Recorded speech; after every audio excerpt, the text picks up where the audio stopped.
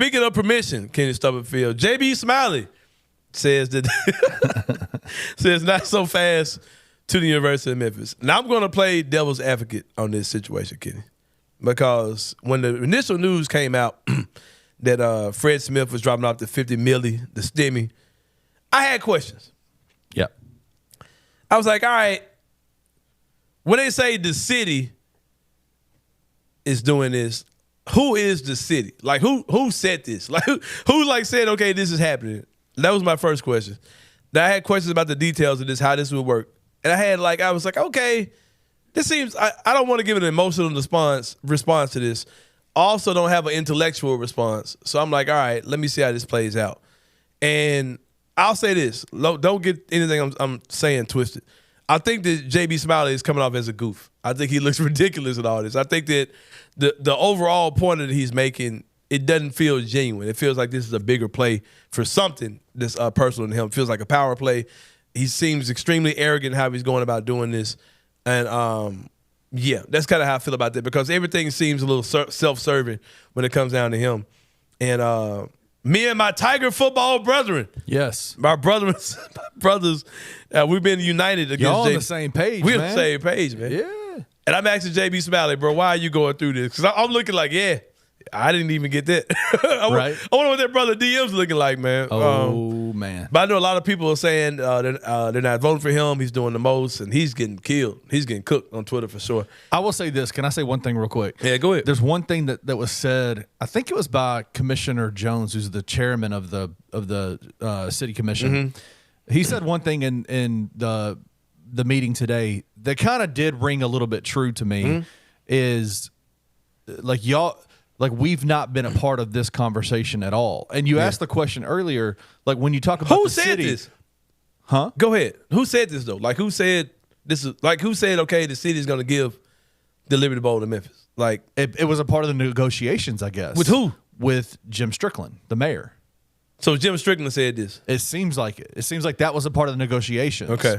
And that's my concern. Like, if you've listened to what Laird Veach, the athletic director at the University of Memphis, has said, is they got to get this thing rolling, get it going. And it feels like there might have been, and I could be absolutely wrong on this, it feels like there might have been some corners that have been cut in terms of how to take a big property like the Liberty Bowl that is publicly owned and transition it in terms of ownership. Yeah. There's got to be the city involved in that, but there was also a escalated time frame that it needed to happen because they want to get it done by 2025. Knowing all this is knowing that this stuff was talked about and was put out there in the public, and that everybody that needs to sign off on this hadn't already signed off on this. Feels shady. Feels weird to me. Feels weird. Yeah, it's like no, shady's a bad word. I'll take shady back.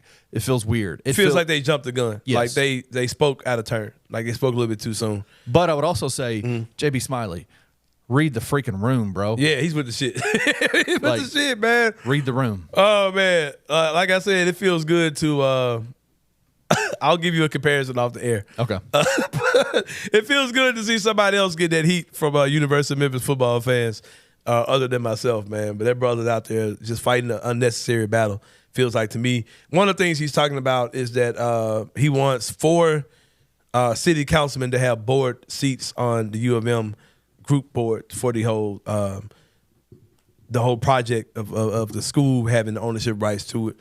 A lot of those details I don't know. I don't know what they're really saying on that. It's not really my thing. What are the bylaws with the University of Memphis that would make that not a good situation? Right. Like, why is that a problem? And everybody's calling out bullshit and people saying that it's just a power play for him and why does he even want that type of authority, all those type of things, etc. There is an interesting point that I'm looking at.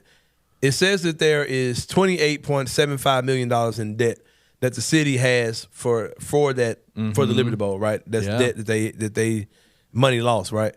And they're saying, all right, if you get the building, you get that too. You get that debt too. You take the risk, right? Which in most cases it is how stuff like that works in most cases. That's right. So well, it's gonna be interesting to see how this plays out, man. They did not come to a vote today.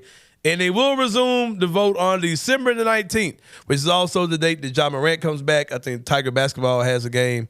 against Virginia that date as well. December 19th is going to be a big date in the city of Memphis. I'm seeing people, I think, kind of get too overexcited about this. I follow some dude that writes for the Daily Memphian and cut his notifications on today to keep up with this whole thing. Shout out to that guy, whatever he was talking about. But it was another Jones in the building as well, Katie Stubblefield. My man, Fred Jones, has been a guest on the show. The Godfather. The Godfather himself, the man who he said here in this very seat, and he said, when grown people are talking, the kids stay out of the room. And he said, in this situation, I'm the kid, So I heard that. But today he was in the room with the grown people. Yes, he was. He got invited to the grown people table. And he said some real stuff, man. He said, y'all out here just doing shit. No, I'm not quoting. He's like, y'all out here doing shit, but y'all ain't told me nothing. And my man from the AutoZone Liberty Bowl was the same way. Y'all just out here moving, but y'all not involving us in none of these talks. And you're not, we were surprised by all of this. I do wonder how that's going to affect those type of things. I figured that this would not be the first situation where a school owns a stadium, but they also use that stadium for non-school shit. So right. I think that, 100%. The whole AutoZone Liberty Bowl and the Southern Heritage Classic with somebody, I don't know who Warren is. I don't know if that's his last name or his first name. The Soul Bowl, baby. But he suggested the Soul Bowl, which made me want to fight go. every person ever when I saw it. Man, I love that name. No, bro, you're joking. Yeah, I know you about to make me mad, bro. but no, we got to get the Soul Bowl up out of here, man. But man, that man got roasted, I think, more than JB Smiley did for saying that. for saying it. Yeah. Somebody said this sounds like a white healthy food places acai bowl. Yeah, some kind of interpolation of something, man. Some type of healthy dish or something. But I think this whole thing is gonna end up. I think it's kind of much ado about nothing. I don't think it's gonna halt anything. It might change some of the dynamics of some of this stuff, but I don't think it's gonna stop the overall thing. And this whole thing about the whole politicking thing. And that people are saying about, this could affect the Grizzlies leaving here. No, I'm not buying any of that shit at all. That was from Richard Smith. Who the hell is Richard Smith, man? The son of Fred Smith. That sounds good, man. But I think I'm just saying, that's all. You don't give any credence to that. Not at all. Not at all, bro. The FedEx Forum. I don't know. No. Okay. I don't think it's anything to that at all. Okay. That was him to say that for real? Yeah. I still don't think that, no. He said it would be the darkest timeline in Memphis sports history if the city council chose to not pass this thing. I think they're just, first of all, I don't think that's going to happen. I don't think so either. And second of all, I think that's two different entities, man. Like, I don't think they have anything to do with each other. Like, I think if the Grizzlies want to be here, they're going to be here. I don't think they're waiting to see what happens with the freaking Liberty Bowl, man. Like, I'm not buying it, man. It's just the money. Maybe I'm overthinking this. Maybe I'm underthinking this, but I just don't get it, man. But like all this is kind of going over my head. I'm still trying to process this whole situation that's going on with the whole JB Smiley thing. But that brother's just out there getting cooked for sure. I know that for sure. But I think it'll be fine. Everything's going to get taken care of. But I will say this though, man. Like I said this when the whole thing first got down, and they said that the $50 million deficit. Right. In most of these situations where these schools own these arenas, the money ain't really an issue, man. Memphis. If this is the city's team, like we say, go do what y'all gotta do, man. Do what y'all. Come on. Yeah, go do what you gotta do.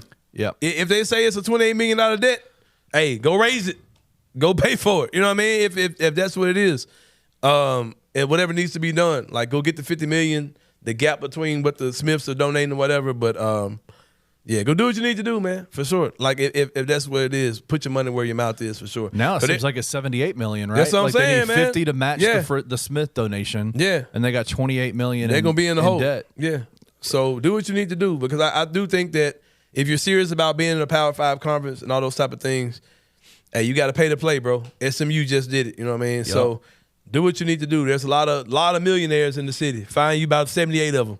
They drop you off one of them things right quick. You know what I mean? So do what you need to do.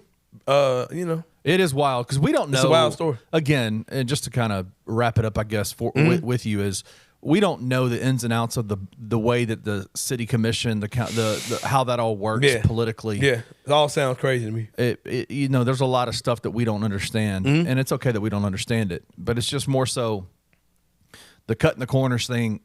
Yeah, that's weird. That's strange. is weird to me. Because they put that out there like, oh, we've been working on this forever. Here's what we've been working on in secrecy. But it's like, hey. And the commission's like, yo. Hey.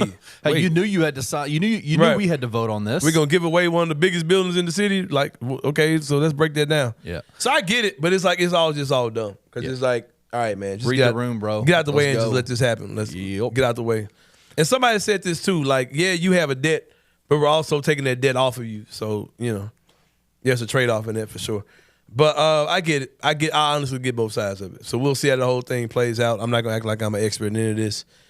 Listen to Jeff Calkins' show if you want to get more in-depth stuff about this. Right. Those type of guys. They got you.